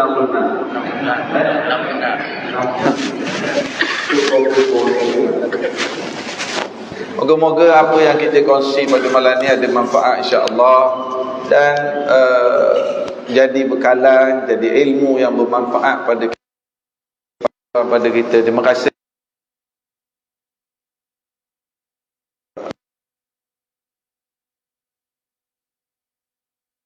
kepada semua yang hadir. Sekadar ini saja. Saya minta maaf lah kalau lajak masa ke, tapi dah lalang Tukku Pasir Gudang mari dari jauh, kita ambil peluang lah untuk tanya banyak sikit malam ni dan berkongsi ilmu daripada beliau. Wallahu a'lam bissawab. Assalamualaikum warahmatullahi wabarakatuh.